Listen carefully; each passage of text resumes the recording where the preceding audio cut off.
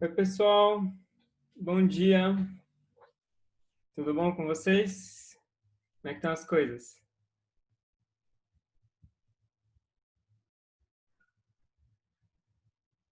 Alô, alô, tem alguém aí?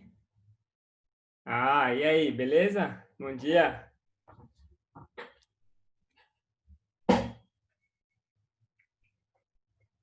Como é que vocês estão? Tudo de boa? Sobrevivendo?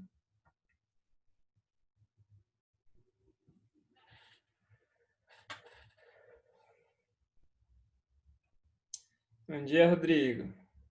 Sobrevivendo, né, Pedro? Essa aí é o jeito, né? Tem que fazer.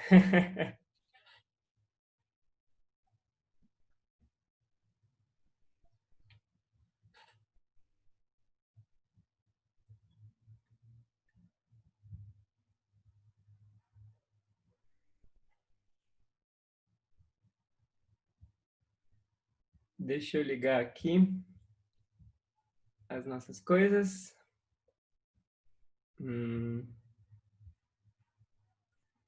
Beleza. Bom, vamos começar, pessoal?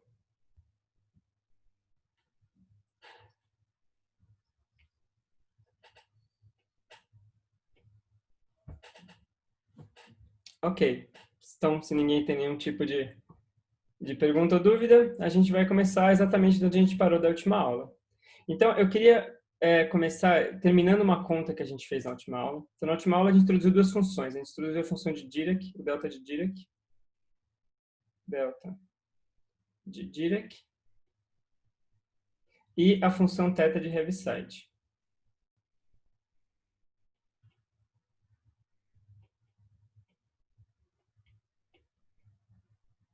Bom,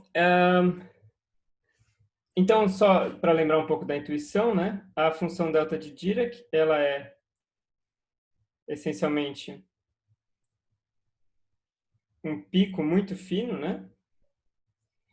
Que é tal que a integral em qualquer região que tem essa função aqui, delta de x, dx, é a função avaliada em zero. Né? E a gente viu que a função de Heaviside, que ela é essencialmente uma função degrau, né? Ela é zero aqui e aqui ela vale 1. Esse daqui é a θ de x. E a gente terminou a aula mostrando que, na verdade, a derivada da função θ de x era a função delta de Dirac. Tá? Então, isso aqui é uma forma da gente definir a noção de derivada, mesmo para funções que são agora descontínuas ou contínuas por partes, tá certo?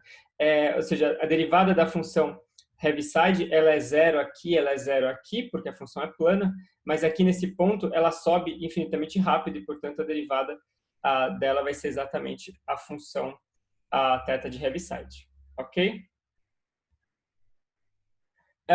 Bom, o que eu queria fazer na aula de hoje? Eu queria usar isso para estabelecer uma expressão que a gente vai usar talvez na aula de hoje ou na próxima, e que vai ser importante para a gente. Eu queria falar sobre como definir derivadas em geral para funções que não são contínuas. Então, eu queria começar essa aula falando sobre como definir f' de x quando f de x é contínua por partes. Então, qual que é a ideia? Deixa eu só começar sendo um pouco mais preciso. A gente vai definir que uma função, então f de x, a gente vai dizer f de x é contínua quando isso daqui, ó, esse limite de f de x mais epsilon, o epsilon tendendo a zero menos, é igual ao limite de f de x mais epsilon com epsilon tendendo a zero mais. Né? Ou seja, essa notação aqui significa tendendo a zero pela esquerda e tendendo a zero pela direita. Ok? Pessoal, só para confirmar, vocês estão muito silenciosos aí, vocês estão me escutando? Estão me ouvindo? Beleza. Tranquilo.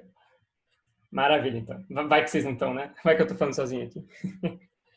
Atentos, isso aí, Anderson. Gostei do espírito. Então, a função é contínua quando... ou seja, a definição aqui não tem nada especial. É o que a gente está acostumado. Ela é contínua se você chega de um lado e chega do outro, dá a mesma coisa. Certo? E quando isso daqui não é a verdade, então a gente vai dizer que a função ela é contínua por partes.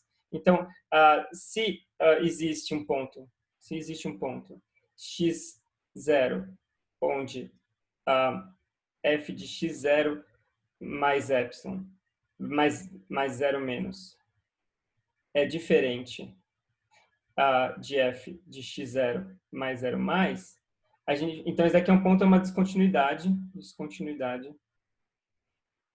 na unidade da função. Tá? Então, uma função que a gente fala que é contínua por partes seria uma função que tem mais ou menos a seguinte cara. Ela pode vir aqui, tá tranquila, chegou um ponto aqui, ela pega e pula, e aí vai andando aqui. Né? Então, ou seja, ela é contínua em quase todo lugar, né? Em geral, ao longo de trechos longos ela vai ser contínua, mas ela pode ter um número finito de descontinuidades. Então, a gente vai supor isso daí. A gente vai se interessar por esses casos onde a função tem um número finito de pulos. Né? E aí, então, a pergunta que eu faço é como é que a gente define, então, uma derivada, nesse caso, quando a função tem uma descontinuidade. Aí tem um truque legal para fazer isso, que é o seguinte. Então, a ideia é você multiplicar o f de x pelo o que eu chamaria de um conveniente. Ou seja, você vai multiplicar f de x por 1. Então, você vai multiplicar f de x por 1, que é θ de x menos x0, mais θ de x0 menos x. Por quê? Porque essa função θ de x menos x0, ela vai ser um degrau que sobe em x0. E essa função ela é um degrau que desce em x0. Então, isso mais isso é igual a 1. Né? Ou seja, f de x é igual a f de x θ de x menos x0 mais f de x θ de x0 menos x. E agora o que acontece é que, exceto no ponto x0, essas funções aqui são bem definidas, ou seja, esse f de x ele é a soma de duas funções lisas e contínuas, essa aqui é lisa e contínua, essa aqui é lisa e contínua, e exceto no ponto de descontinuidade.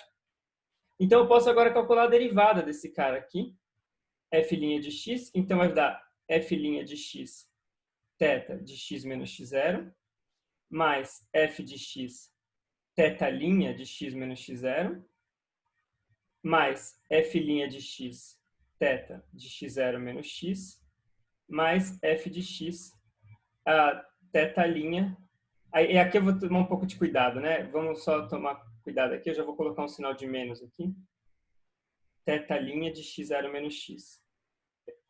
Tudo bem, pessoal? Eu coloquei um sinal de menos porque a derivada é com relação ao x e o argumento da função é menos x. Se você quiser fazer com um pouco mais de calma, é mais fácil escrever d dx de θ de x0 menos x é igual a menos d dx0 menos x θ de x0 menos x, né?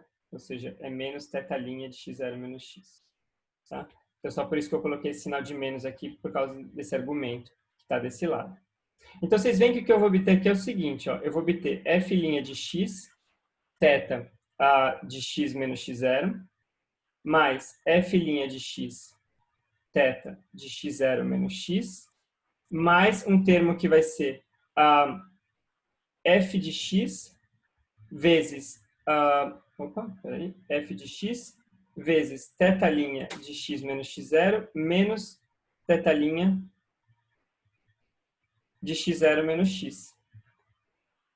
Tá? Agora, o que é esse negócio que sobra aqui, né? Ou seja, essa primeira linha aqui é a parte suave, é a parte que eu tenho a derivada da função definida só nesse intervalo. Então, ou seja, esse termo aqui, por exemplo, ele se refere só a essa parte aqui da função, é o x maior que x0. Então, ou seja, eu tenho a derivada aqui, a derivada é suave, tá. Esse termo aqui é a derivada da função aqui. E esse termo aqui, no fundo, ele é o termo que vai dar conta da descontinuidade. Por quê? Porque agora, se eu lembrar que a derivada da função θ é o delta de Dirac, a gente vai obter, então, que f' de x vai ser f' de x θ de x menos x0, mais f' de x θ de x0 menos x, mais f de x delta de x menos x0, Tá difícil aqui.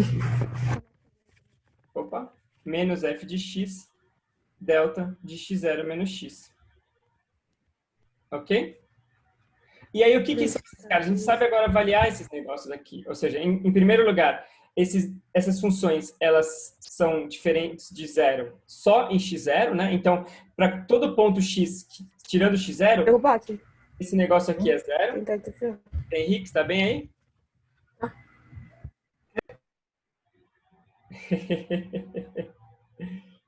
Eu já coloquei ele no mudo aqui, vamos ver se resolve.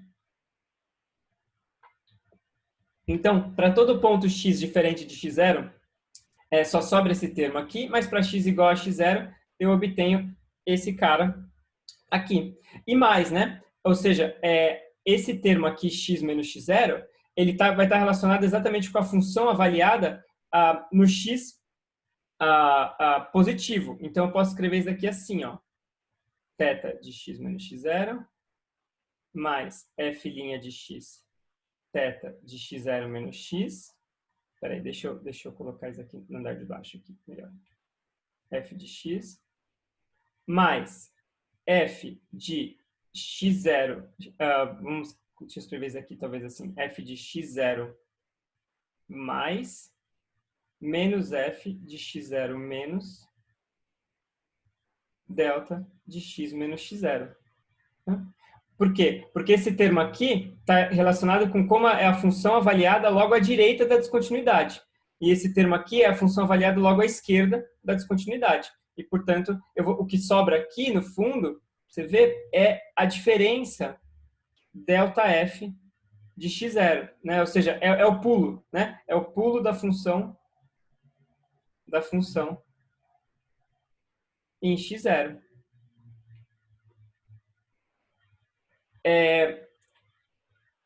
Júlia, você diz aqui, nessa parte? Na igualdade, claro, perdão, é filhinha, obrigado, isso. Então, a gente chega agora numa conclusão importante, ou seja, a gente vê que a função, quando eu quero derivar uma função que ela é descontínua por partes, eu vou ter, primeiro, a derivada nas partes suaves, né, nas partes que a função é contínua e tudo mais, essa daqui eu não tenho que preocupar, mais um termo que é ΔF, ou seja, o pulo da função vezes o delta de x. Isso a gente pode tomar como uma definição de derivada de uma função descontínua, ou seja, você pode pensar nisso como sendo uma definição de derivada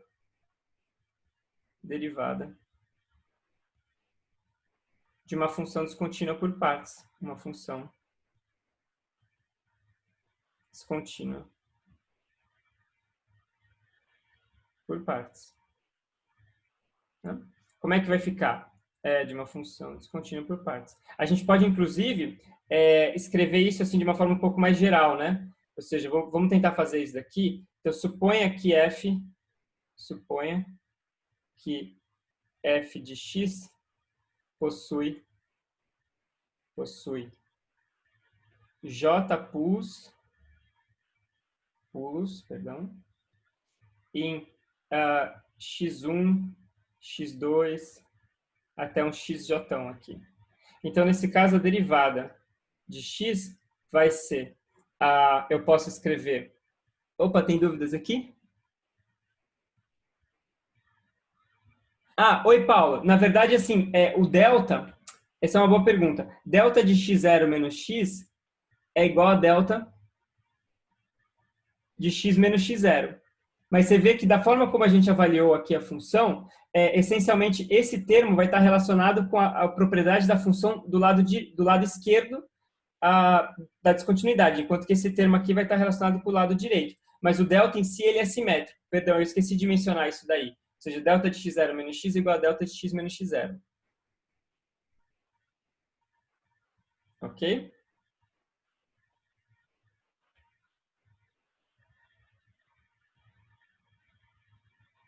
O θ não é, isso. O θ não é, exatamente porque o θ de x0 menos x, ele é o degrau ao contrário. O θ de x menos x0 sobe em x0. O θ de x0 menos x, ele desce.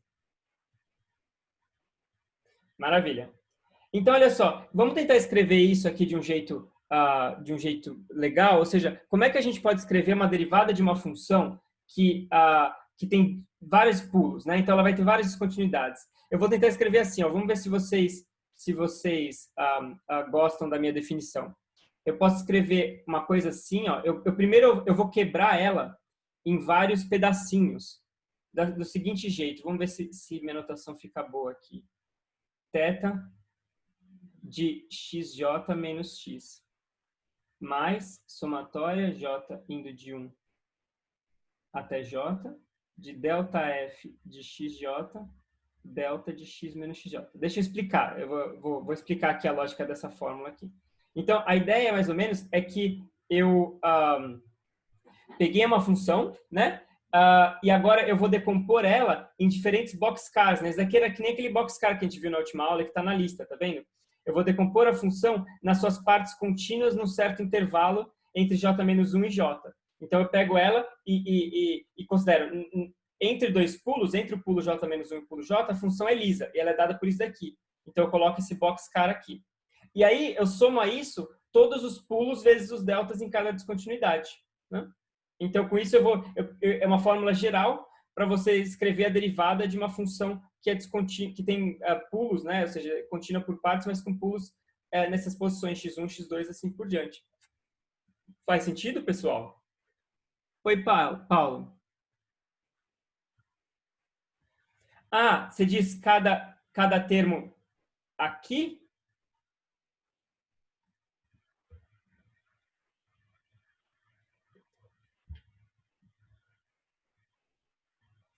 Tá, entendi, Paulo. Peraí, deixa eu só responder aqui rapidinho, então, André. Isso aí, com certeza, cobre, é exatamente isso. Essa parte aqui cobre a parte lisa da função. E aí, então, peraí, antes de responder o resto, pessoal, deixa eu tentar responder o Paulo melhor. Paulo, eu vou tentar fazer uma coisa aqui um pouquinho mais organizada. Vamos ver se dá certo. A ideia é mais ou menos a seguinte. Aqui, ó, vamos voltar para cá e vamos imaginar ou seja, vamos tentar imaginar o que está acontecendo. Então, o que eu fiz aqui foi eu decompus minha função em duas partes, né? Uma parte, isso aqui é depois do pulo, é o x maior que x0. Isso aqui é antes do pulo, é o x menor que x0. Aí, o que eu posso pensar agora é o seguinte, eu vou colocar até em outra cor aqui, vou colocar em marrom. Eu posso colocar índices aqui nessa função, colocar isso aqui de f direita, talvez, direita, e f esquerda. A ideia é que, então, eu tenho agora funções completamente lisas do lado direito e funções lisas do lado esquerdo. Mas essas funções são diferentes. Você pode imaginar que você está copiando e colando a função f, tipo assim, né? Aqui eu tenho uma função f esquerda e aqui eu tenho uma função f direita. Eu acho que isso ajuda um pouco a pensar que são funções diferentes. Sei lá, aqui a função é f de x igual a x, aqui é f de x igual a x ao quadrado. Alguma coisa assim. E aí eu tenho uma parte direita e uma parte esquerda. Então, eu vou carregando esse cara aqui o tempo todo. Ó. Esse termo aqui é direita, esse termo é direita, esse daqui é esquerda, esse daqui é esquerda. Aí aqui é direita, esquerda. E aí aqui, então, eu vou ter que corrigir um pouco esse negócio aqui. Então, vai ficar, deixa eu só melhorar aqui. Vai ficar aqui. Então, agora aqui é a direita. E aqui é esquerda, tá vendo? Então, ou seja, você vai levando isso daqui, direita, esquerda, e aqui fica direita, aqui fica esquerda, e, portanto, direita, esquerda, direita, esquerda. Tudo bem? Faz sentido, Paula? Beleza. Deixa eu ver, então, aqui, calma lá, vamos lá para o Giovanni. Giovanni, você está perguntando se eu usei um produto... aonde você quer dizer? Você quer dizer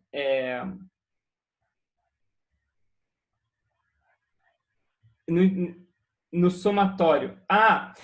Boa. Beleza, Giovanni, deixa eu explicar melhor. Por que eu usei isso daqui? É verdade, né? Isso daqui é diferente do que a gente tinha feito antes. Eu usei um produto para fazer um boxcar aqui. né? Então, eu usei um produto porque aí eu pego, eu tenho aqui, ó, quer ver? Eu tenho ponto xj menos 1, eu tenho ponto xj, e eu quero fazer essencialmente um boxcar aqui, né? Que é 0 aqui, e é uma janelinha aqui. Então, isso aqui vai ser dado por θ de x menos xj menos 1, ou seja, o x tem que ser maior que o xj menos 1, só que ele vai ser menor que o xj. Tá? Então, eu peço desculpas, talvez essa intuição seja uma coisa que a gente não tenha discutido o suficiente na última aula. Se tiver confuso, então vocês me perguntem, tá, pessoal? A intuição é sempre essa ideia de você usar o Heaviside para construir bloquinhos, construir essas janelinhas onde a função tem uma certa propriedade. Né? Deixa eu só ver aqui, então, depois de Giovanni foi Barreto.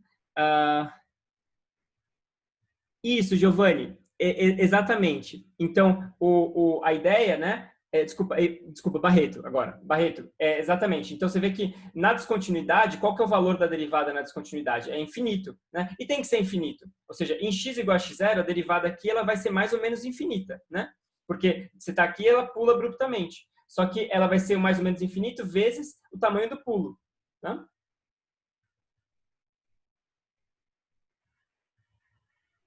Alberto, ah, isso, não, Alberto, boa pergunta. Eu estou pensando em descontinuidades contínuas. Eu estou assumindo que a função nunca diverge. Ela nunca vai para infinito. Luana, boa. Vamos discutir aqui. Eu acho que eu fiz uma pequena roubadinha aqui. Eu defini aqui, por exemplo, x0. Deixa eu colocar em marrom aqui. X0 igual a menos infinito, por exemplo. Só para a gente conseguir escrever isso como um somatório só. A ideia é que você imagina que a função ela tem vários pulos. Deixa eu tentar fazer um desenho. Então, tem aqui a função x, f de x, e aí eu tenho aqui, por exemplo, eu vou ter um pulo, sei lá, no x1, um pulo no x2, um pulo no x3. Mas então a função ela vinha aqui, aí aqui ela dá um pulo, por exemplo, para cá, aí ela sobe aqui, chegou aqui, ela pula para cá, chegou aqui, ela pula para cá, e assim por diante. Então, eu só coloquei... Isso aqui eu dei uma roubadinha mesmo, Luana. Eu só escrevi isso aqui assim para conseguir escrever a coisa meio compacta, sabe? Essa somatória aqui, ela começa em 1, porque são os pulos. Eu estou supondo que tem J pulos. Pulo em x1, x2, x3, até J. Então, que são os pulos. Só que essa daqui, eu preciso considerar a derivada do f' aqui em J mais 1 intervalos, né? Porque, ou seja, eu tenho J pulos, mas eu tenho J mais 1 intervalos. Aí eu coloquei um x0, tá? Não, desculpa, peraí. Eu tô falando, nossa, é verdade, vocês têm toda a razão, acho que eu tô falando uma grande bobagem aqui, né? Deixa eu ver. Isso, então da forma como eu queria aqui, a somatória vai em 1. Agora que eu me toquei. Valeu, pessoal. A somatória vai em 1, ou seja, o que eu falei do x0 é verdade, né? Eu tô tendo que definir um x0 como sendo, por exemplo, menos infinito, mas a somatória vai em 1. Beleza, pessoal, desculpa. Faz mais sentido agora? Isso, Júlia, é exatamente essa a ideia. Ou seja, você está pegando e você está colando, copiando e colando os intervalos de cada uma da função usando esses boxcars aqui do Heaviside. Paulo, é menos infinito porque não precisa ser menos infinito, é mais ou menos onde a função começa, né? Então seria assim, menos infinito ou onde a função começa. Onde a função começa. Ou seja, é onde você está interessado em estudar a derivada, né? Por exemplo, se você quer uma função periódica, suponha que esse aqui é Fourier, né? Acho que é uma função periódica de período 2π. E a função tem, sei lá, descontinuidades aqui no meio, aí você pode, sei lá, começar de menos π a π, alguma coisa assim. Eu tô realmente não sendo muito preciso aqui, Paulo, de propósito, só para poder escrever a fórmula de um jeito um pouco mais compacto. O x0 ele não é o ponto da descontinuidade, ele é onde começa a função. Os pulos, então, porque é isso daí, né? São j pulos, então você tem j mais 1 intervalos. Né? O último termo dessa somatória aqui, ele vai pegar todo o restante aqui. Tá? Beleza?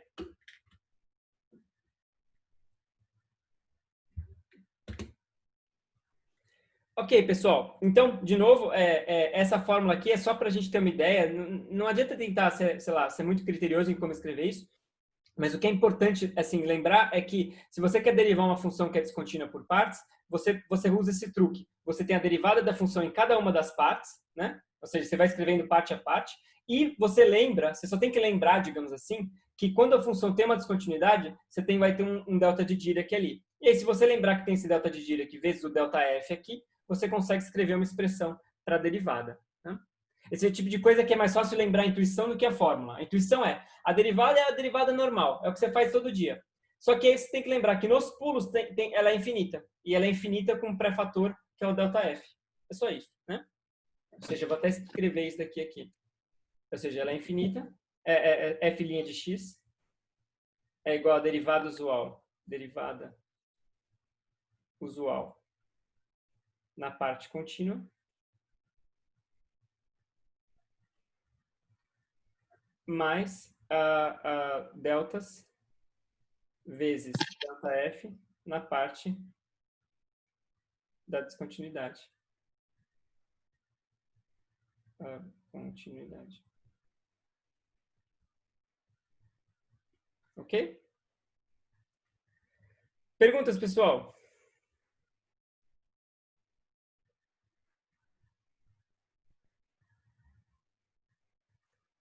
Beleza. A gente vai usar essa fórmula, então, para provar a convergência da série de Fourier. Talvez essa aula ou na próxima aula. Vamos ver. Tá? Mas antes disso, eu queria, na verdade, discutir uma outra coisa com vocês que eu acabei passando, que se chama identidade de Parseval. Então, antes de usar essa fórmula, eu queria falar de um outro assunto rapidinho, depois a gente vai voltar para esse daqui. Tudo bem? Ah, Tiago, boa pergunta. Se a derivada é infinita de qualquer jeito, então por que eu tenho que multiplicar por esse negócio aqui? Isso faz diferença se você quiser integrar, porque, por exemplo, se você quiser integrar a derivada, a função delta, a integral dela é finita. Então, apesar dela ser infinita, a integral dela é finita. E vai ser exatamente isso que vai acontecer. A gente vai ver que quando você quiser calcular integrais desses caras, esses termos aqui vão ter um papel.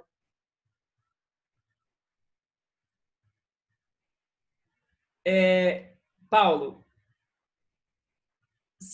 a pergunta é f de x, delta de x menos x0 se ele é igual a quanto? Essa função ela é zero em todo ponto, exceto em x0, que ela vale f de x0. Desculpa, que ela vale infinito, né? Então, eu queria perguntar, na verdade, assim, o que a gente fez, a gente separou a função nas partes que são contínuas, né, de um lado, que seriam os heavisides, e os deltas de gira, que seriam as descontinuidades, né? Uhum. Mas o delta de Dirac ele não é assim, a função vezes o delta de Dirac não é igual ao valor da função só se você integrar. Tipo, o delta de Dirac em x0 ele é infinito, mas para f de x vezes delta de Dirac dá f de x0, você tem que integrar, não é? Ó, O então f eu de acho que x. seria assim, ó. Tipo, isso daqui é verdade, ó. Isso daqui que eu vou escrever é verdade. Essa identidade ela é verdadeira, porque como a função ela é zero, ela é diferente de zero só quando x é igual a x0, eu posso substituir aqui o f de x pelo f de x0, isso é permitido. Agora, realmente, se eu quero obter uma coisa que é só esse cara sem isso daqui, aí eu tenho que integrar. Ou seja, se eu integrar agora esse cara aí isso daqui vai me dar o f de x0, né? Mas só integrando. Ou seja, isso daqui é permitido, mas eu continuo tendo um cara aqui que é infinito. Ou seja, esse cara é infinito, mas quando você integra esse infinito, ele vai dar 1. Tudo bem? Não sei se ajuda. Não, sim, sim, entendi. É só. Tá. É porque ele vem da derivada, né? Da função de heaviside, né? Mas. Eu só tava confuso porque você tem uma coisa multiplicando infinito, aí eu achei que. Não sei. É confuso mesmo, mas a ideia é que assim, você tem que carregar esse cara, você só vai se livrar do delta se você fizer uma integral. Senão você tem que ir carregando ele lá, ele é infinito, não tem o que fazer.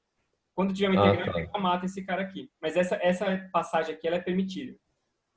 Ah, tá. Tá certo. Beleza? Uhum. Exatamente, Giovanni. Existem infinitos maiores que outros. Bom, pessoal, então olha só. Eu queria só fazer esse pequeno parênteses aqui para falar dessa identidade de Parseval. Identidade de Parseval. Até para a gente voltar um pouco para para território conhecido, porque eu sei que esse assunto de função delta ele é mais abstrato, etc.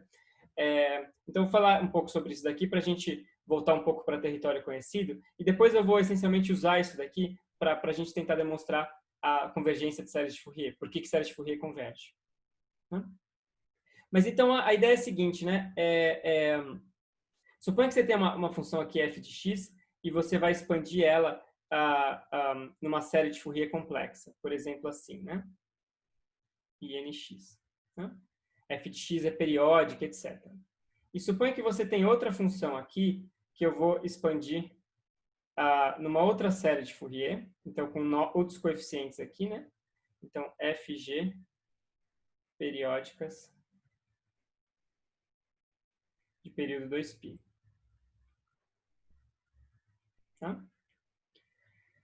Aí, na lista de exercícios, né, na lista 1, eu peço para vocês mostrarem a seguinte igualdade, que é a integral de, se eu fizer, desculpa, 1 sobre 2π, integral de f de x, estrela, g de x, dx, de menos π até π, ou seja, eu fizer a integral, né, usual lá do Fourier, de f de x de estrela, g de x, isso daqui é igual a somatória em n de Cn estrela dn. Tá? Então, essa fórmula ela é bem legal, porque ela enfatiza ainda mais essa interpretação das séries de Fourier como uma expansão numa base. Né? Ou seja, realmente uma expansão em uma base de funções. Tá? Exatamente, Giovanni. Então, isso daqui é exatamente o produto escalar, né? Não é que nem que parece. Isso daqui a gente chama, não vai falar que é produto escalar, a gente usa a palavra produto interno, né? Vou até escrever isso aqui, né? Produto interno, mas é o produto escalar. É a mesma coisa que a gente vê lá com vetores, né? Ou seja, só que aqui o produto interno, o produto escalar, em vez de eu, sei lá, multiplicar dois vetores com um pontinho no meio, eu tenho que pegar duas funções, multiplicar integrar de menos π a π e dividir por 1 sobre 2π. Isso daqui dá o produto dos coeficientes. Né? Então, isso daqui, assim, vocês vão mostrar lá na lista, é bem tranquilo, mas acho que ele enfatiza bem essa ideia de que eu estou decompondo essas funções numa base. E esses daqui são os coeficientes da decomposição dessa base. Né? E, em particular, se eu tomar agora g igual a f, né, aí o que eu obtenho é 1 sobre 2π, integral de menos π até π, módulo de f de x ao quadrado dx, igual a somatória de n em z, módulo de cn ao quadrado. E essa daqui é a identidade de Parseval. Identidade de Parseval. Professor? Oi. Por que tem que ser o f conjugado de x ali, não, sei lá, não poderia ser o produto interno da f com a g só? Poderia, mas aí não ia dar exatamente isso daqui. Ia aparecer um c de menos n aqui. Ah, tá. Tá bom. E aí, claro, se a função é real, tanto faz, né? Se a função é real, c de menos n, c n estrela, e dá tudo certo. Mas isso daqui vale, inclusive, para funções complexas, por isso que eu deixei dessa forma aqui. Ah, tá bom. Então, isso daqui é mais ou menos o módulo do vetor, né? É a ideia do módulo da função como a soma dos coeficientes. Né? A gente vai ver, já a partir, talvez, da próxima semana, que isso aqui vai ter uma interpretação bem legal em termos de energia. Né? Então, quando você tem cada coeficiente de Fourier, ele está relacionado, como eu já tinha mencionado antes, a um momento, a uma intensidade de uma oscilação. Né? Ou seja, quanto maior o n, mais rápido é aquela oscilação. Então, isso daqui, essencialmente, eu estou somando os módulos ao quadrado de cada coeficiente de Fourier. A gente vai ver que isso aqui tem uma interpretação direta como sendo energia do sistema. Ou seja, está relacionado com a quantidade de energia armazenada e assim por diante. Então, principalmente em linguagem de processamento de sinais, pessoal de engenharia, eles vão chamar isso aqui de energia. Tipo, isso aqui é energia, né? Energia do sinal elétrico. O pessoal que trabalha com circuitos elétricos e engenharia elétrica, etc., eles vão falar que isso aqui é tipo a energia do sinal. Então, isso aqui, no fundo, você está pegando a série de Fourier e você está fazendo o módulo de cada um desses coeficientes ao quadrado. Essa é a identidade de Parseval. A gente vai ver as aplicações disso, então, semana que vem. Eu queria, antes disso, na verdade, só fazer um exemplo e mostrar como é que essa identidade ela às vezes pode ser usada para construir algumas igualdades divertidas, né? Então, eu queria fazer um exemplo aqui. E, inclusive, eu queria usar esse exemplo para a gente treinar um pouco o cálculo de série de Fourier, porque acho que esse tipo de coisa é sempre bom treinar. Principalmente no caso da função complexa. A gente não fez muita série de Fourier, muitos exemplos, né, com a série de Fourier complexa. Então, acho que seria bom treinar um pouco com isso. Então, eu proponho a gente fazer o seguinte exemplo. Ó. F de x igual a módulo de x, periódica, em menos π até π. Né? Então, vai ser uma função que é assim, né? Ou seja, opa, eu tenho aqui esse cara aqui, esse cara aqui. Aí, a partir daqui, ele repete. Então, aqui é π. Aqui é menos π. E assim por diante, né? Então, a gente chama isso também de onda triangular, né? Onda triangular. Né? Ou seja, você imagina que isso aqui é uma ondinha, né? Que vai oscilando aqui, que nem um triângulo. Então, vamos praticar isso daqui e calcular os coeficientes de Fourier desse negócio aqui. Lembra que os coeficientes de Fourier, eles eram dados por isso daqui, ó. E é menos INX, f de x, dx. Então, isso daqui vai ser 1 sobre 2π, integral de menos π até π, e é menos INX, módulo de x dx. E aí, o que eu faço é, eu separo a integral em duas partes, né? E é menos INX vezes x, mais e é menos INX vezes x. Perdão. E aqui o módulo tem que ser menos, né? Aqui, então, no primeiro tem que ser menos. Né? Porque tem o teu módulo, então daqui aqui é menos. Beleza? E agora, para fazer isso daí, a gente integra por partes, então. Então, integrando por partes. Vamos fazer uma conta geral aqui, talvez. Vamos fazer assim, ó. Quem que é a integral de x0 até x1 de e a menos INX vezes x dx, né?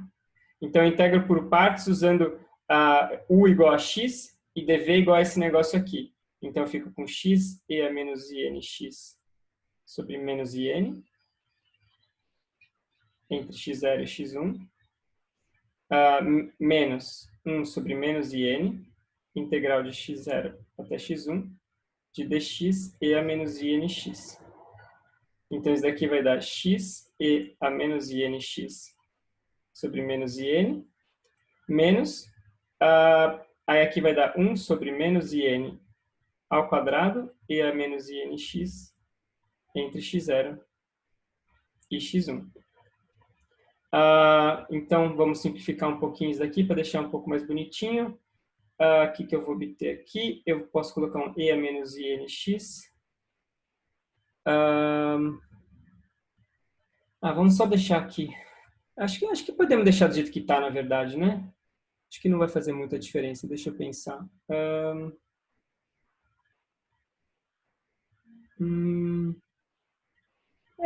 Acho que tá bom. Deixa eu só ver a questão do sinal aqui. Acho que o sinal tá certinho. Então, vou colocar assim, ó, só para ficar um pouco mais bonitinho, a gente coloca esse cara aqui. Ok?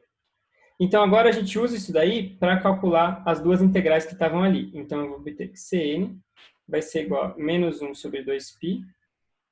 Aí, a primeira integral é isso daí aplicado entre 0 e menos π. Então, quando eu aplico em menos π, fica menos π e a menos i, a mais inπ sobre menos in, menos... vamos talvez só simplificar esse cara aqui, né? Escrever isso como sendo mais 1 sobre n ao quadrado. Então, fica mais 0 menos e a inπ sobre n ao quadrado, mais 1 sobre 2π. Espera aí, deixa eu melhorar aqui e colocar para baixo. E aí o outro termo vai ser a mesma integral de 0 até π. Então, fica π e a menos inπ sobre menos in, mais e a inπ menos 0, desculpa, menos 1 sobre n ao quadrado. Certo? O que vai dar aqui, então? Vamos pensar. Eu acho que...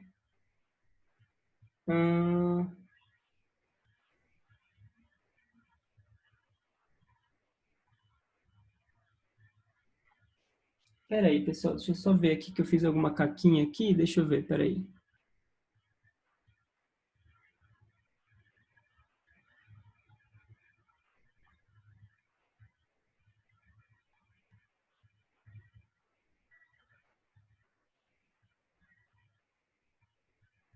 Ô, pessoal, desculpa aí. Me embananei aqui. Deixa eu dar um zoom out para a gente descobrir o problema aqui. Pá, pá, pá.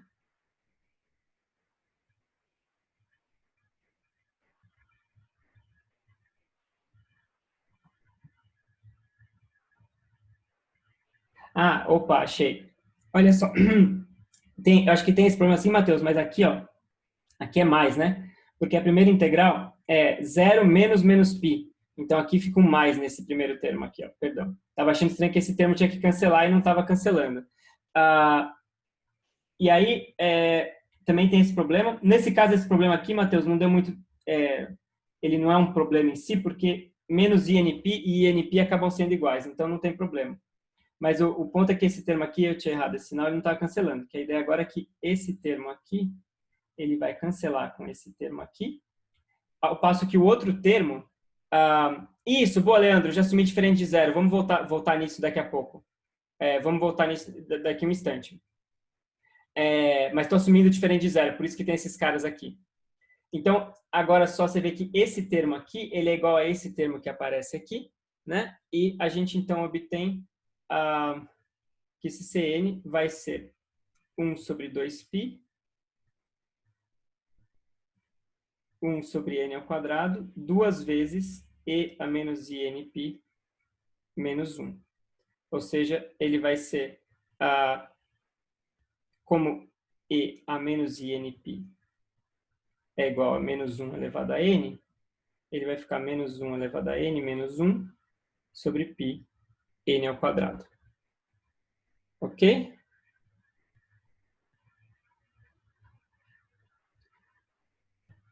Tudo bem? Deixa eu só dar uma checada aqui. Eu acho que ainda tem um sinal meio estranho aqui comparado com a conta que eu tinha feito antes.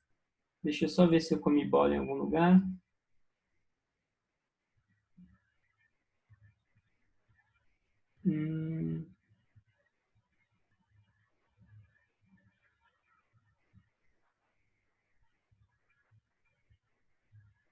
Eu acho que está ok.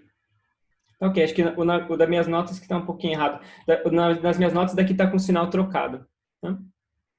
Mas então essa é mais ou menos a ideia. E aí agora, como o Leandro apontou, isso aqui vale para n diferente de zero.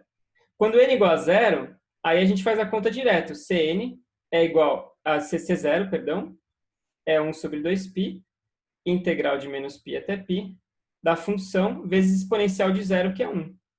Então, isso daqui vai dar 1 sobre 2π. Aí eu tenho, como a função agora ela é par, vai dar duas vezes integral de 0 até π de x dx, ou seja, 1 sobre π vezes x ao quadrado sobre 2 avaliado entre 0 e π, ou seja, π sobre 2.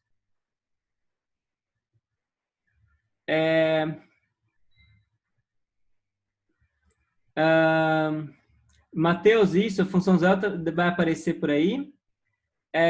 Luana, eles são iguais, essa é uma propriedade só das funções trigonométricas, né? Ou seja, e elevado a mais ou menos i nπ é cosseno de mais ou menos nπ mais i seno de mais ou menos nπ.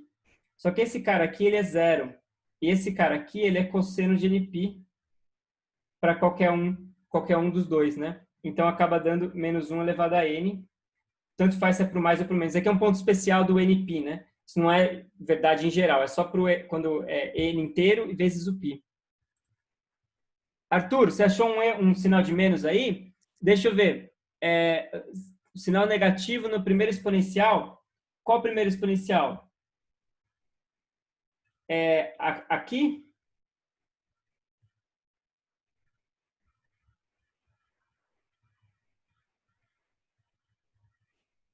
no que cancelou esse daqui, tá faltando um sinal de menos aqui?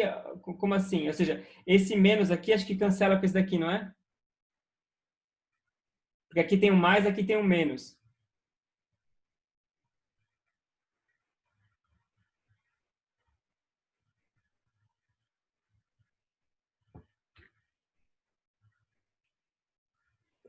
Quem tem razão, Giovanni? Eu ou Arthur?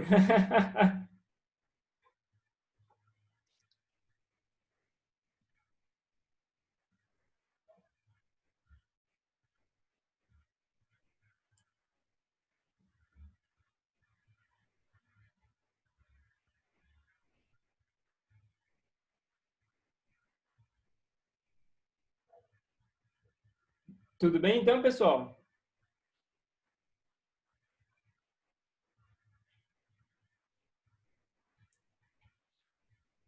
Então, olha só, resumindo aqui, então a gente vai obter que esse Cn ele tem os seguintes valores. Ele vai ser π sobre 2, quando n igual a zero. Né? Depois, como ele tem esse menos 1 elevado a n menos 1, ele vai ser menos 2 sobre πn ao quadrado, quando n for algum número ímpar, mais ou menos 1, mais ou menos 3, mais ou menos 5, etc.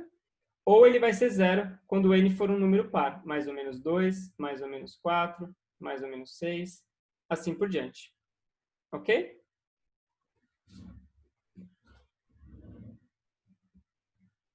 Então, a série da função módulo de x vai ser π sobre 2, mais 2 sobre π,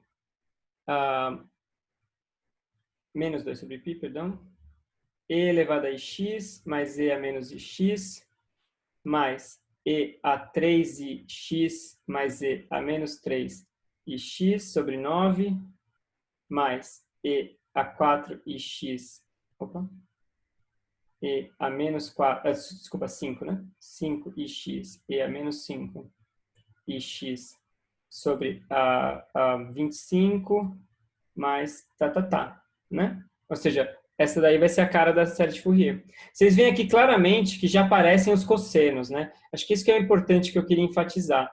A gente sabe, ó, deixa eu dar um zoom out aqui, a gente sabe que a nossa função ela é uma função par, tá vendo? Ela está aqui, desse lado ela é igual a desse lado. Então, essa função ela é par. Né? Portanto, a gente sabe que a série tem que ser uma série de cossenos. Então, vamos lembrar lá, então lembrando, Cn é 1 meio de AN menos IBN. Então, se a série tem que ser, a gente sabe que tem que ser uma série de cossenos. Portanto, os CNs têm que ser reais, né? Então, você vê que uma série de cossenos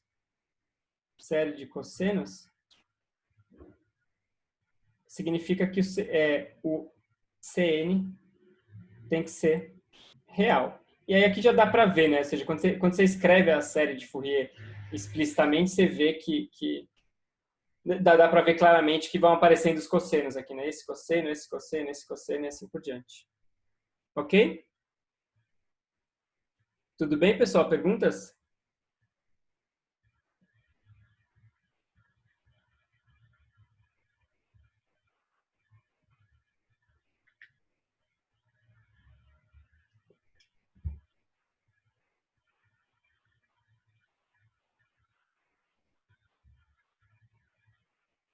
Beleza.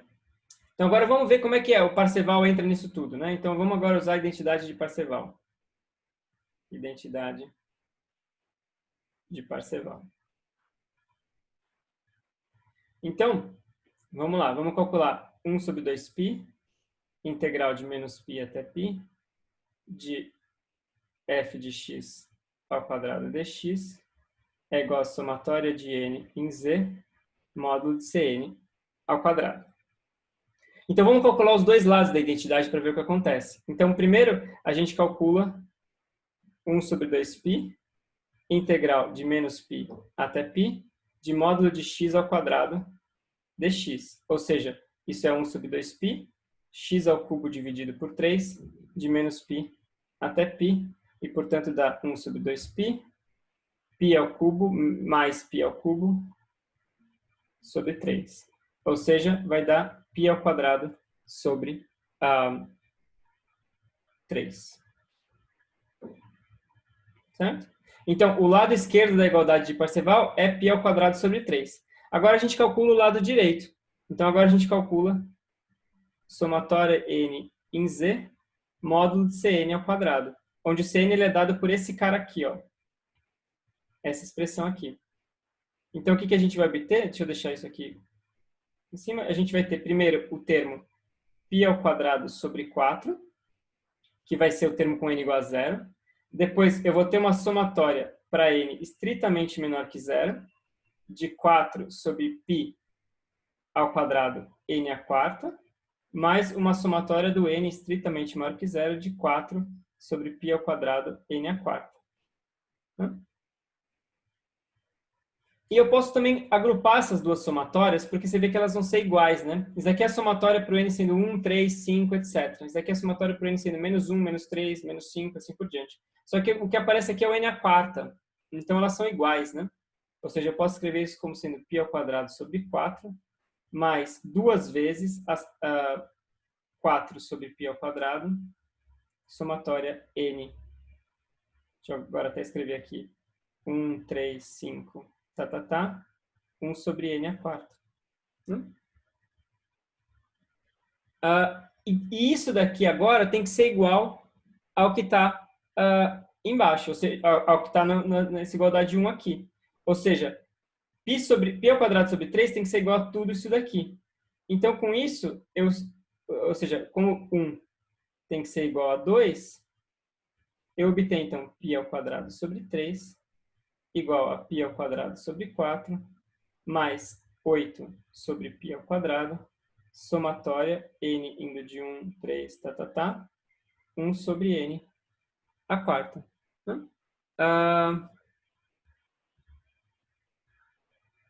Espera só um minuto. Isso. Deixa eu só ver uma coisa aqui. Isso. E aí, então, o que a gente pode fazer agora? A gente pode isolar essa somatória. Acho que tem mais um errinho nas minhas notas aqui.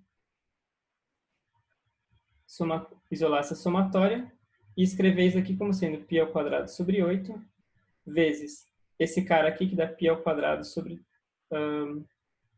π ao quadrado sobre 3 sobre 12, né? π ao quadrado sobre 12. É isso. Espera aí.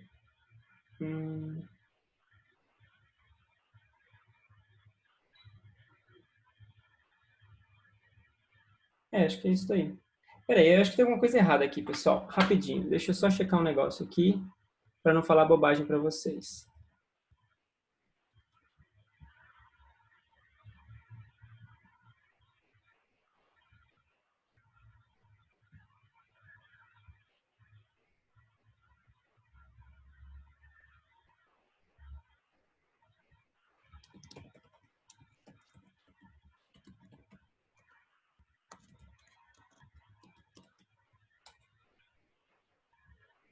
Não, tá certinho. Minhas notas estavam erradas. Tem algum errinho nas minhas notas. Perdão, pessoal.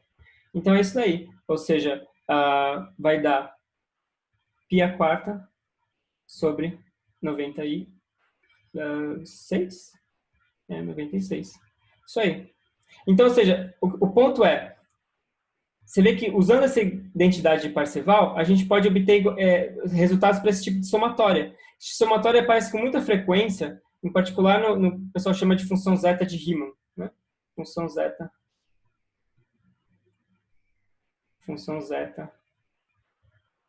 de Riemann, que é uma função bastante complicada de se manipular e que, em geral, não tem resultados analíticos.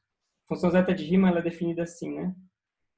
Somatória n indo de 1 até infinito, 1 sobre n elevado a s.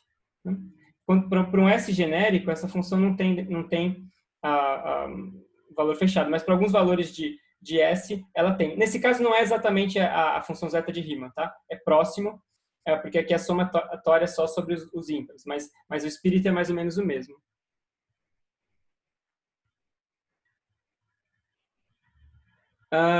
Espera aí, deixa eu ver aqui. π ao cubo sobre 3, Leandro.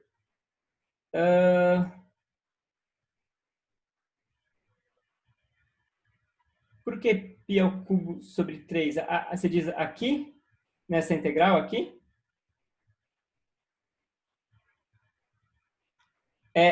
Cancelou com o π aqui, eu acho, né? Isso. Luiz, o que eu estou buscando? Então, de uma certa forma, Luiz, você pode imaginar assim, que eu não faço a menor... Você pode começar pensando assim, eu não faço a menor ideia do que eu estou buscando.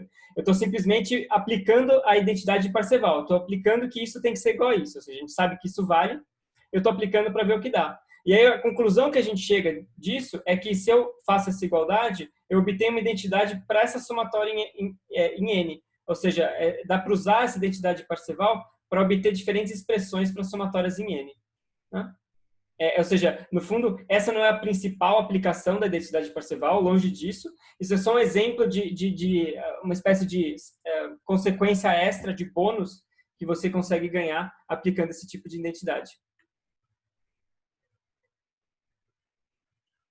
Rodrigo, perfeito. Isso aqui é exatamente a norma da função. Né? Mas aqui não é norma no sentido do módulo da função, é a norma no sentido de ou seja, a função periódica integrada no intervalo periódico ao quadrado, ou seja, a norma isso aqui, digamos assim, a gente define isso daqui como sendo uma norma, né? Mas é exatamente o módulo da função nesse espaço vetorial, exatamente. Professor, Oi, Bruno. para aplicar a identidade de Parseval, sempre a gente vai pegar a função periódica de 2π? Boa pergunta. Não precisamos, né? Vamos tentar generalizar isso um pouco. Até é bom que você mencione, ou seja, a identidade de Parseval, ela fica igualzinha e ela vale para qualquer período.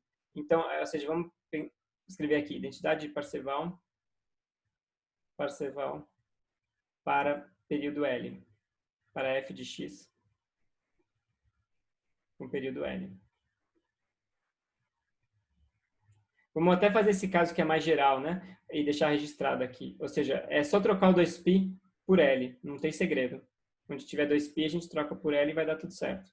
Módulo de f de x ao quadrado dx é igual a somatória em N de módulo de Cn ao quadrado. Beleza? Beleza, obrigado. Uhum. Mais dúvidas, pessoal?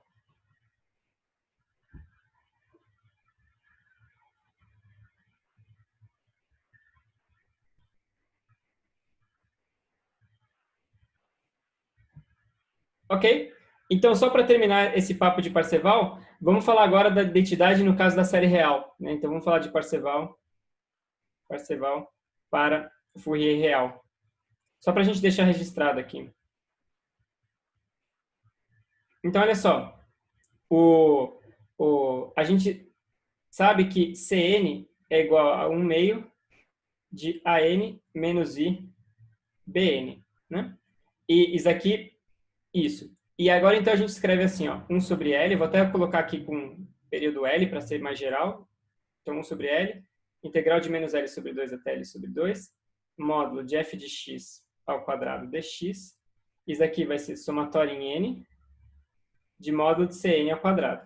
E o que eu vou fazer agora, então, eu vou pegar esse nosso resultado e eu vou separar isso em 3 termos, sem muito segredo. Então, eu vou escrever isso como sendo módulo de C0 ao quadrado, mais somatória n indo de menos infinito até menos 1, de módulo de Cn ao quadrado, mais somatória n indo de 1 até infinito, módulo de Cn ao quadrado. Eu separo 0, n negativo, n positivo.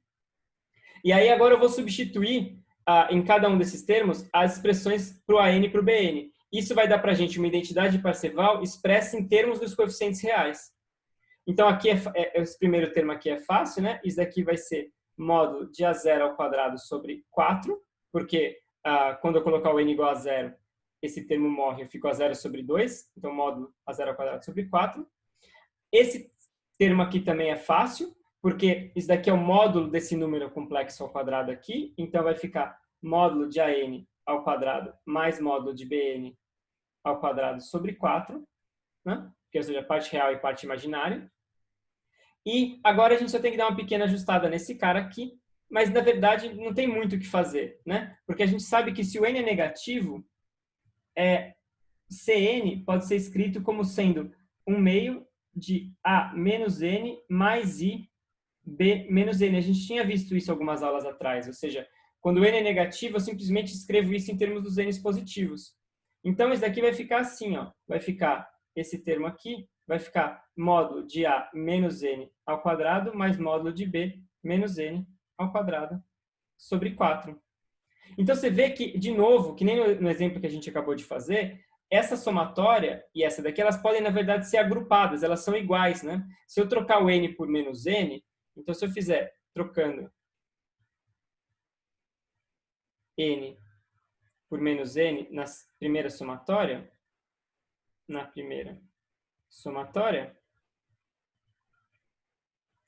eu vou obter, então, que essa minha integral aqui, deixa eu colocar ela aqui, essa integral vai ser, então, módulo de A0 ao quadrado sobre 4, mais 2 vezes essa somatória aqui, né? Ou seja, essa somatória aqui vai ser igual a essa, então eu ganho o fator 2, então fica mais 1/2 da somatória n indo de 1 até infinito, de módulo de AN ao quadrado mais BN ao quadrado. Né? E eu vou só escrever aqui para a gente deixar registrado que isso é a mesma coisa que isso daqui. Então, isso aqui é a identidade de Parseval em qualquer notação que você quiser, real ou complexa. Ok?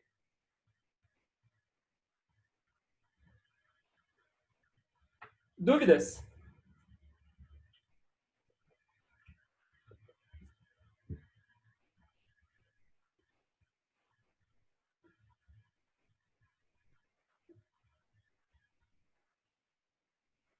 Nenhuma dúvida, pessoal? Ok. A gente vai falar, a identidade de Parseval, ela é bastante útil em aplicações. A gente vai ver isso já a partir da próxima semana, eu acho, ela vai começar a aparecer. Mas a ideia é bastante simples. Essa ideia de, que nem vocês mesmos mencionaram aí, de calcular o módulo da função, a norma da função, sei lá, como sendo a soma dos coeficientes. No caso complexo, você vê que ela é super limpinha, né? No caso complexo, ela é bastante intuitiva. No caso real, ela fica meio destrambelhada, né? Ou seja, parece um meio aqui, esse daqui tem um fator de 1/4, fica meio destrambelhada a série no caso real. O caso complexo ele é legal por causa disso, que ela fica elegante, né? Mas a ideia é a mesma, ou seja, eu estou somando todos os coeficientes módulo ao quadrado. Só tem que lembrar que vai ter um meio aqui e 1/4 aqui. Tudo bem, pessoal?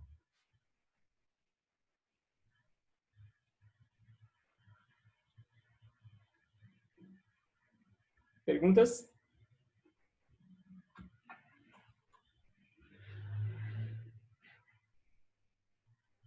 Ok, pessoal. Agora o que nos resta fazer, essencialmente, é estudar a convergência da série de Fourier. Tentar entender, ou seja, até agora a gente calculou séries de Fourier, mas a gente não realmente mostrou que elas convergem, né? A gente meio que foi no modo freestyle, assim. A gente foi calculando e uhul, sei lá o que acontece, né? Agora seria interessante tentar mostrar que, de fato, essas séries convergem. Ou seja, se eu somar esse negócio, a série é convergente e dá tudo certo. Né? Então, é isso que a gente tem para fazer agora. Vocês têm alguma dúvida sobre o que a gente discutiu até então?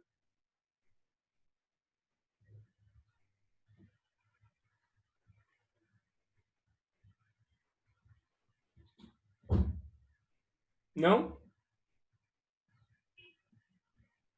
Beleza. Então, vamos começar a falar sobre essa questão de convergência de séries, tá? Então, vamos mudar ligeiramente de assunto. Agora a gente vai falar sobre convergência de séries.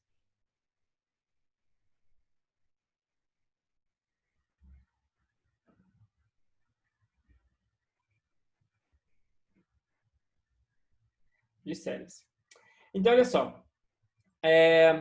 Vamos começar falando um pouco sobre convergência de uma série numérica, né? Então, você tem uma série numérica, séries numéricas.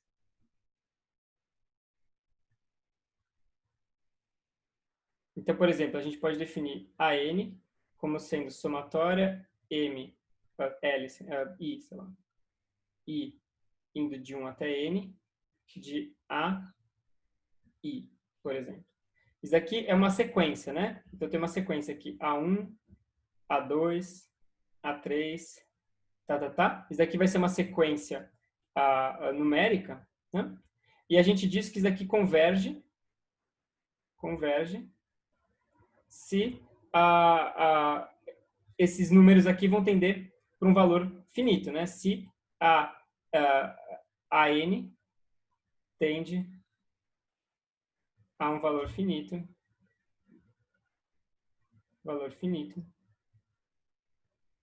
quando n tende para infinito, né? Ou seja, você vai esses ANs aqui, pensem neles como sendo as somas parciais da série. É que nem a brincadeira que a gente fazia com Fourier quando eu plotava aqueles gráficos no matemática, né? Que você plotava até um certo n max lá. É a mesma brincadeira. Eu tenho uma série, tá? E eu somo até um certo n. E aí eu obtenho um número. Agora eu somo até n mais 1, obtenho outro. Até n mais 2, obtenho outro, assim por diante. Se esses números aqui, se essas somas parciais, elas tendem para um valor finito e único quando n vai para infinito, então a gente diz que a série convergiu. Né? Tem um valor finito, vou até dar um nome para esse valor aqui, deixa eu melhorar aqui, chamar um valor finito alfa, né? Quando n vai para infinito. Ok? E, bom, a gente tem um outro jeito um pouquinho melhor de escrever isso daí, que é dizer o seguinte: a série converge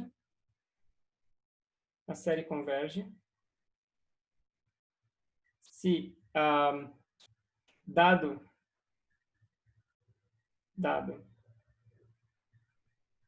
epsilon maior que zero, qualquer arbitrariamente pequeno, melhor, né? Arbitrariamente pequeno,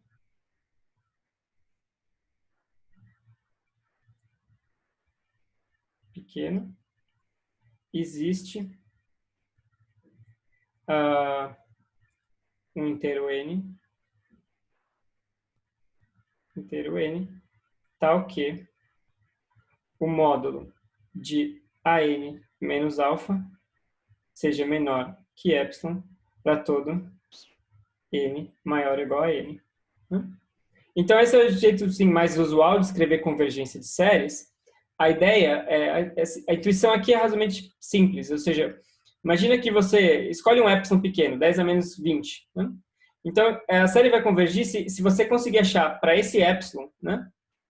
Dado esse epsilon, você conseguir achar um inteirão n, tal que para qualquer nzinho maior que nzão, a distância entre o an e o valor de infinito é sempre menor que epsilon. Ou seja,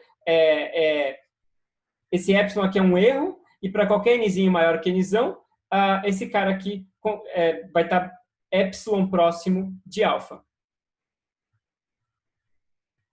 Yuri, então só para deixar claro, ou seja, o AN é a soma parcial já, né? E o Azinho é essa soma aqui. Então, quando eu digo AN, eu estou dizendo somando o Azinho até o N, tá?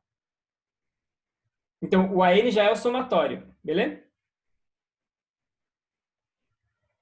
Maravilha. E só um ponto importante aqui, né? É que esse N, ele é um N de epsilon, claro, né?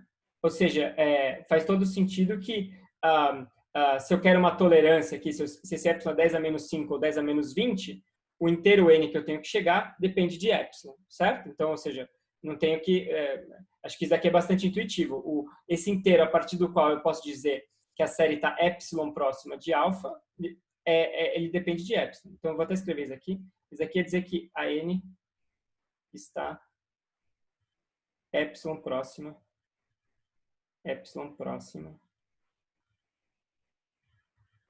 de alfa. Não? Bom, beleza. Dúvidas? Perguntas?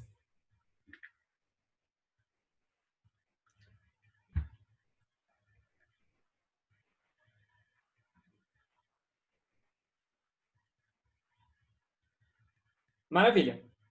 Só que isso daqui que eu estou falando eu estou dizendo para séries numéricas. Séries numéricas é, sei lá, por exemplo, vamos lá, um exemplo de série numérica, sei lá, n indo de 1 até infinito, 1 sobre n ao quadrado. Né? Isso é uma série numérica. Né? São séries desse tipo aí. Ou seja, o que a gente está interessado aqui, no nosso caso, é um pouco diferente. Né? Quando a gente fala de Fourier, peraí. Opa. quando a gente fala de Fourier, etc., a gente está interessado em séries de funções. Estamos interessados em séries de funções.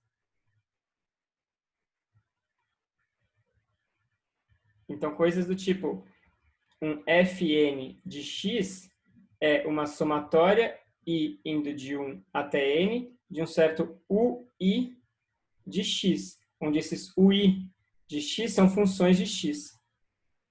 Funções de x. Tá? Então, é um pouco diferente no que a gente está interessado. A gente não está interessado numa série numérica, a gente está interessado numa série que tem um parâmetro aqui, tem um x que você pode variar. Né? Mas a definição de convergência continua a mesma. Né? Então, a gente diz que, dizemos que Fn de x converge para um certo f de x, se dado epsilon arbitrariamente pequeno,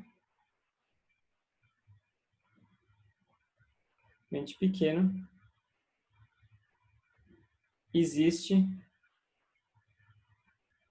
n tal que a série Fn vai estar epsilon próxima de f de x para qualquer n maior ou igual a n. Tá? Deixa eu dizer, isso converge para f de x assim. Né? Então, assim, a definição de convergência de uma série de funções, né? Então, isso aqui é uma série de funções. Deixa eu até escrever isso aqui, né? Ou seja, isso aqui é uma série de funções. O critério de convergência, ele é equivalente ao critério de convergência de uma série numérica. Mas tem agora uma sutileza, que é o seguinte, em geral, esse n, ele é uma função tanto do epsilon quanto do x. Né? Ou seja, o n, que é o inteirão grandão lá, que você tem que escolher, dado um epsilon pequeno, ele varia de ponto a ponto da função.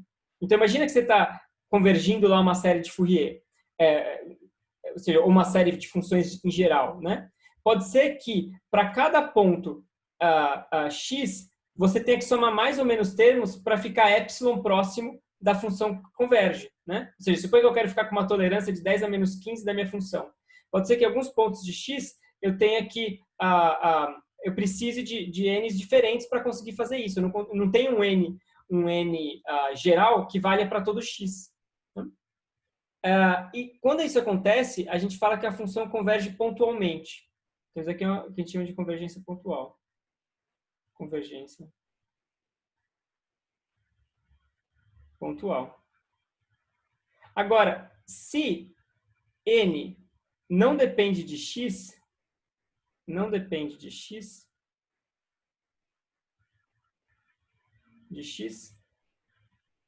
então a gente chama isso de, a gente diz que Fn de x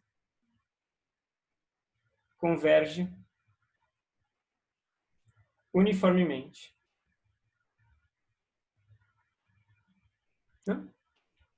Então, esse é só o ponto importante. Quando a gente fala de séries de funções, a gente tem que distinguir entre uma convergência pontual ou convergência uniforme. Convergência uniforme significa que você consegue encontrar, dado uma tolerância a epsilon, você consegue encontrar um n que não depende do ponto x que você está, para onde a série está sempre epsilon próxima de f de x. Ok?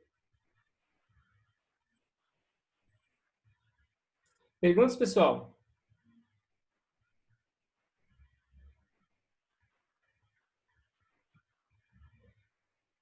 Rodrigo, para que ter essa convergência, a função tem que ser muito comportada? Então, essa é uma das coisas legais do Fourier.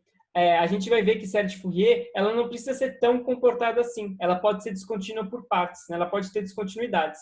Então, a série de Fourier vai ser... O motivo pelo qual eu estou definindo isso é exatamente que a gente vai ver que séries de Fourier de funções que são contínuas por partes, né? Ou seja, que só tem pulos finitos, essas séries de Fourier, elas convergem uniformemente. Né? Então, ela não precisa ser tão tão mal comportada assim, tão bem comportada assim. Giovanni, então isso significa que existe um n para o qual essa distância aqui está garantidamente epsilon próxima. Não significa que ela é igual para todo x, né? É por isso que tem um menor aqui. Ou seja, ela garantidamente ela não passa de epsilon. Tá? Ou seja, não significa que a distância é a mesma em todos os pontos. Ela vai variar, mas ela é capeada ali por epsilon.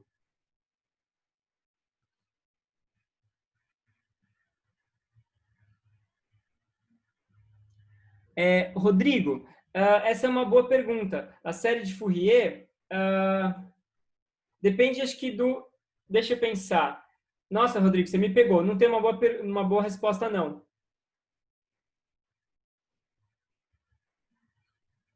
Luiz, explico sim. A ideia do n de epsilon é o seguinte. Então, vamos pensar numa série numérica. Uma série numérica, tipo, tenha isso daqui em mente. A gente vai dizer que a série converge se, dado um certo errinho pequeno, arbitrariamente pequeno, epsilon, eu consigo encontrar um enão de tal forma que a série já está epsilon próxima de alfa para qualquer nzinho maior que não. Então, epsilon próxima significa ela está numa distância, né? A diferença entre esses caras aqui é com certeza menor do que epsilon. Então, suponha que eu, sei lá, escolha esse epsilon como sendo 10 a menos 15. Então, eu vou fazendo a minha somatória aqui, eu vejo que quando o n for, sei lá, 10 milhões, a partir disso, qualquer termo que eu for adicionando, ele sempre vai estar epsilon próximo desse 10 elevado a menos 15. Para qualquer epsilon, eu sempre encontro um n tal que isso é verdade. Tá? Tudo bem até aqui, então, Luiz? Ou seja, nesse caso aqui, o n de epsilon, tudo bem? Porque o ponto só é que esse n, ele depende do epsilon. Se eu quero uma tolerância de 10 a menos 5 ou 10 a menos 50, eu vou ter que somar muitos mais termos. Então, até aqui, tudo bem? Luiz?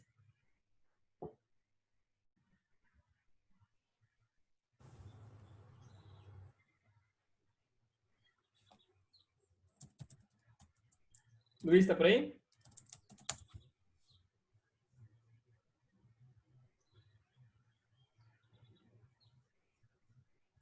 A tolerância... Não, a ideia é assim, né? Ou seja, esse é só um teste de convergência. É um critério para a gente definir que uma série converge.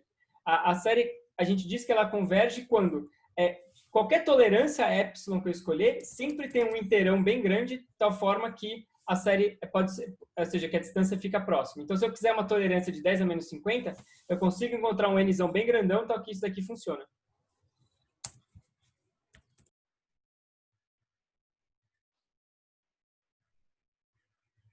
Tudo bem? Beleza? Ok, pessoal. Então, tá clara essa ideia de convergência uniforme?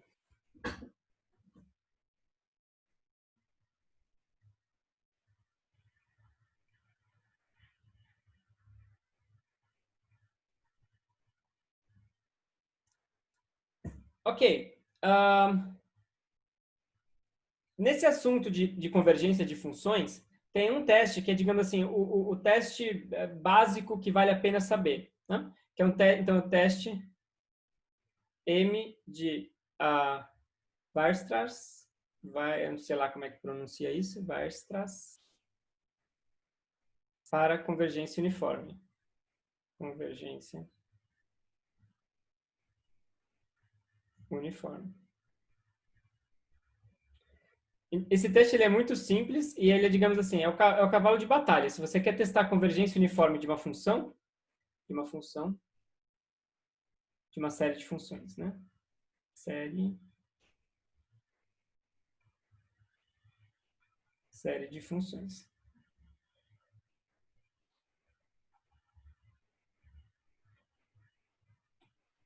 Ok? Então, qual que é a ideia do teste? O teste é bastante simples, né? De novo, considera uma série de funções fn de x, então seja fn de x igual somatória n indo de 1 até infinito, o n de x. Né? Se esses caras aqui, em módulo, são menores que um certo mn uma constante mn que não depende de x, então, deixa eu talvez ser mais preciso. Se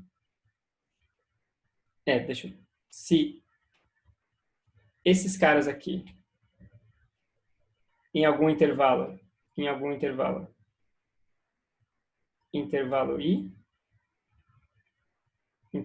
i, né? Ou seja, se esses caras são menores que sequência de coeficientes, esses mn's aqui não dependem de x, né? Para coeficientes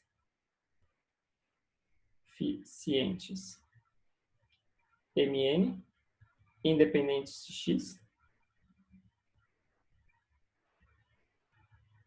de x, e se somatória em n indo de 1 até infinito de mn converge, então Fn converge. Né? Ou seja, o teste ele é muito, muito simples. Você simplesmente vai colocar um bound numa função, o n de x, em termos de algum número que não é uma função. Né? E aí isso daqui garante que se essa série numérica converge, então a série de funções também converge. Ou seja, essa série de funções, cada um dos coeficientes está sempre bounded por uma série numérica. Se essa série está convergindo, então o que tem que estar aqui dentro tem que também convergir para qualquer x. Então f de n de x converge uniformemente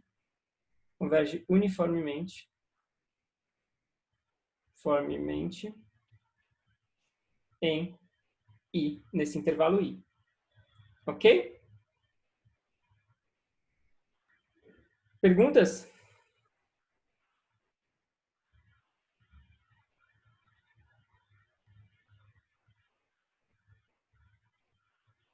A gente não vai falar muito sobre convergência de séries, porque em geral isso é feito nos cursos de cálculo, etc. Para nós isso não vai acabar, a gente vai acabar não usando tanto isso, mas esse é um teste que vale a pena saber, digamos assim, ter no arsenal. Se você quer ver se uma série converge, então você tem que ver simplesmente a convergência de uma série numérica associada. Isso aí, Adalberto, absolutamente também.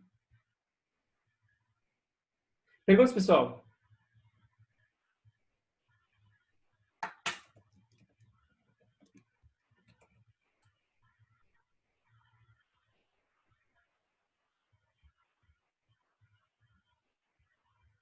Não? Maravilha. Então, olha só, eu queria terminar a aula de hoje só falando um pouco sobre séries que convergem uniformemente, né? Ou seja, quais são as características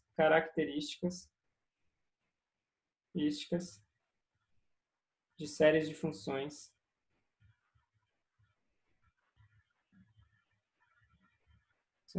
que convergem uniformemente.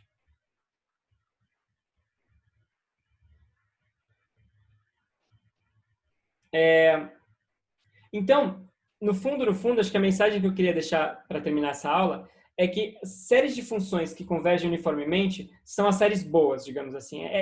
São as séries que você gosta de trabalhar. Aquelas que são ótimas para você fazer tudo que você gostaria de fazer. Né? Ou seja, essas aqui são, no fundo, aquelas séries onde a intuição vale, né? Onde vale a intuição. A intuição. Então, por exemplo, se o n de x são contínuos, então f de x vai ser contínuo. F de x será contínuo. Se eu somar funções contínuas, eu obtenho funções contínuas. Da mesma forma, se o n de x é integrável, então são integráveis, né? Perdão. São integráveis, então f de x será integrável. E mais do que isso, né? Integrável. Eu posso trocar a ordem da somatória. eu posso escrever que a integral da somatória de UN de x é igual à somatória da integral. Então, ou seja, eu posso trocar a ordem de soma com integral. Então, quando a gente tem esse tipo de preocupação, putz, posso trocar a ordem de soma com integral? Se a série converge uniformemente, não tem problema nenhum. Alberto, na próxima aula, sim. Nas outras, talvez, não sei ainda. Mas não muito, assim, a gente não vai falar muito sobre convergência de séries.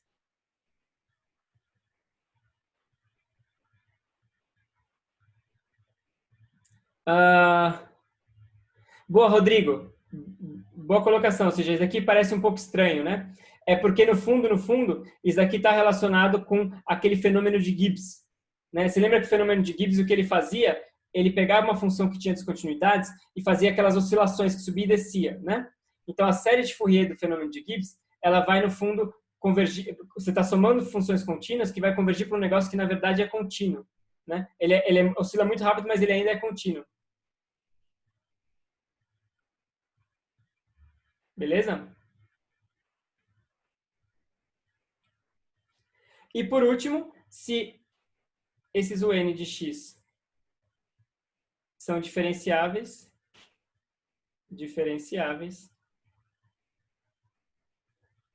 então f de x será diferenciável. E eu também posso trocar a ordem de derivadas e somatórias. Então, em física, a gente faz esse tipo de operação muitas vezes quase que sem pensar, sabe, gente? A gente, em geral, não fica nem se preocupando com isso. A gente troca a ordem de somatória com integral, com derivada, assim, meio sem pensar. Porque a esmagadora maioria das séries que a gente está interessado vão convergir uniformemente. Então, tudo isso daqui vale, não tem que se preocupar. Para aquelas outras séries onde a convergência não é uniforme, pode ser que isso seja verdade ou não, você tem que olhar caso a caso. Mas para séries que convergem uniformemente, você pode fazer isso sem se preocupar muito. Então, a vantagem de séries que têm uma convergência uniforme é exatamente que você pode aplicar a sua intuição. Você pode, digamos assim, ser propositalmente ingênuo, digamos assim. Você não precisa se preocupar, ter dor de cabeça com nada. Você pode fazer as contas no modo relax. Né? E não surpreendentemente, a gente vai ver que a série de Fourier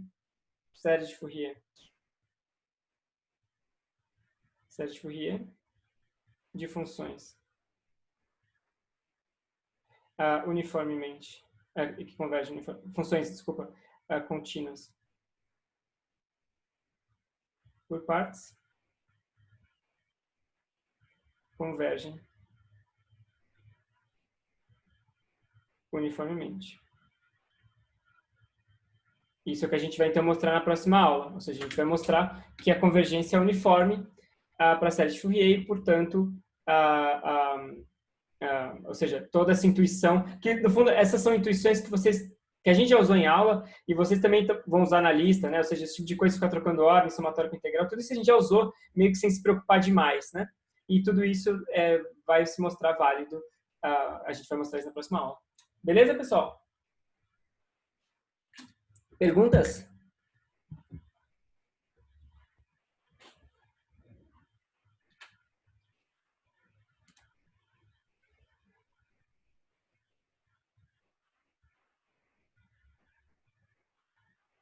Diga, Júlia.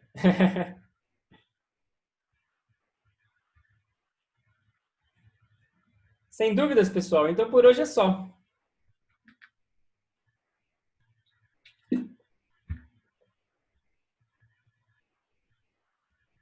Diga, Giovanni. Só da lista? Gabriel, beleza, sem problemas. Uma dúvida sobre burocracia? Diga, Giovanni.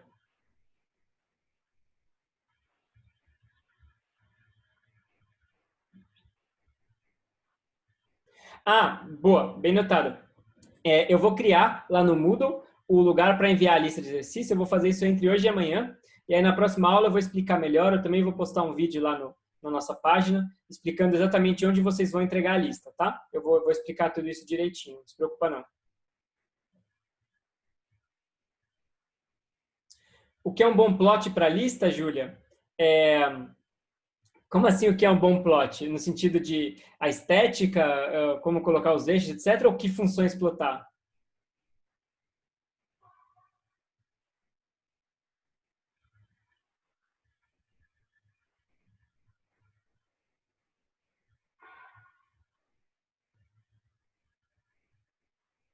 Ah, meus nice plots, entendi.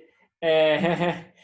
ou seja, nice plots são aqueles que falam alguma coisa, né? Eu acho que, assim, na minha opinião, o gráfico ele tem que contar uma história, ele tem que existir por um objetivo. Às vezes a gente faz um gráfico que ele não agrega em nada ali na mensagem que a gente está tentando passar. Aí, nesse caso, eu acho que não tem muito por que colocar gráfico só por colocar. Acho que o gráfico ele tem que estar lá para corroborar algum ponto, para discutir algum argumento e assim por diante, né? Mais ou menos essa é a ideia.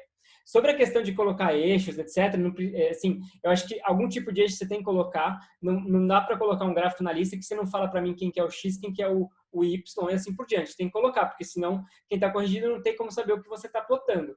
Então tem um mínimo assim de informação que tem que estar lá, que acho que tem que estar lá para quem estiver corrigindo entender o que você está fazendo.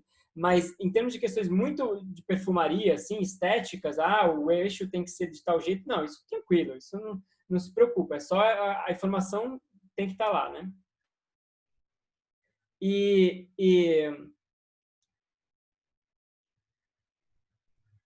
e aí, eu já pegando a deixa aqui do Rodrigo, Rodrigo, eu acho que assim, nada vai ser muito obrigatório, tá? A gente pede encarecidamente, por exemplo, essa questão do page break, isso facilita muito a nossa vida, né? Mas a gente não vai ser ditatorial aqui e sair rasgando nota das pessoas por esse tipo de coisa. Então, é tranquilo, mas por gentileza, essa questão do page break acho que ajuda bastante.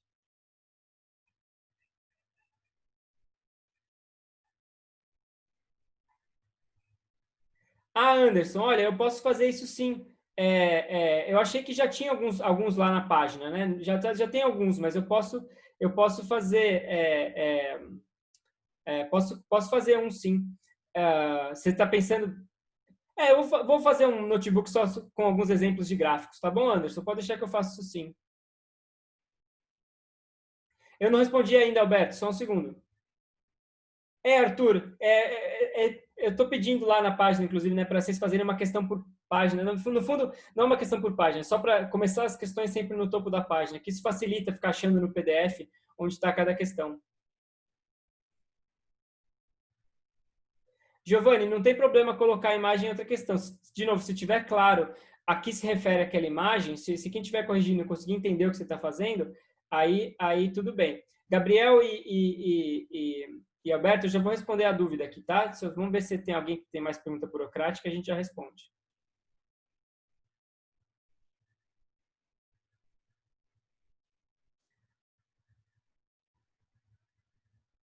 Ok. Gabriel, então deixa eu ver sua dúvida.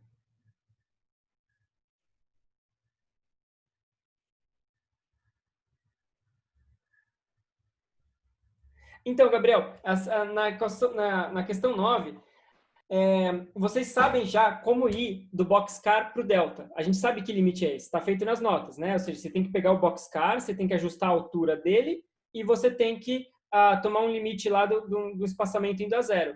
Então, basta você agora fazer esse mesmo limite para a série de Fourier.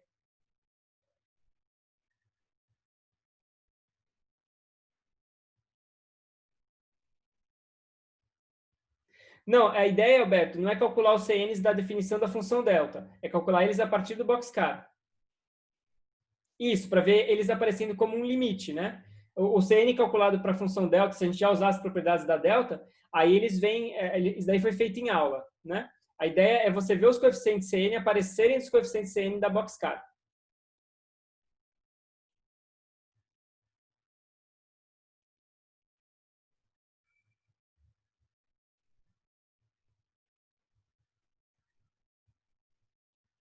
Isso, Gabriel, tem que tomar esse cuidado para ajustar, porque a função delta não é só um boxcar, né? Ela é um boxcar normalizado pela altura.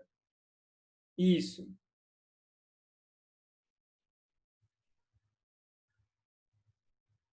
Pode ser definida em aula, pode ser que vocês fizeram no problema 8. A função boxcar do problema 8 ela é um pouco mais geral, né? Mas ela engloba o boxcar feito em aula, né?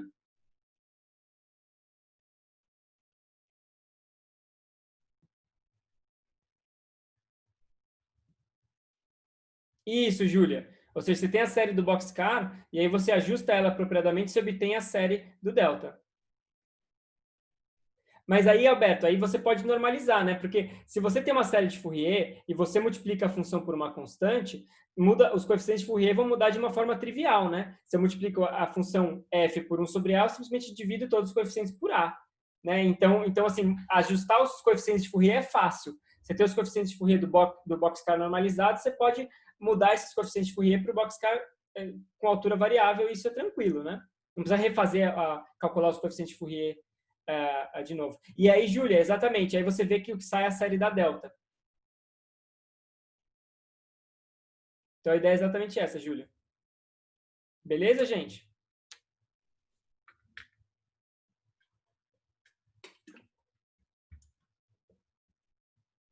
Mais perguntas?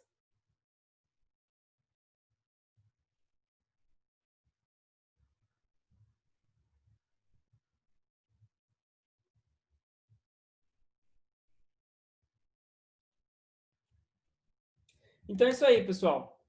Maravilha.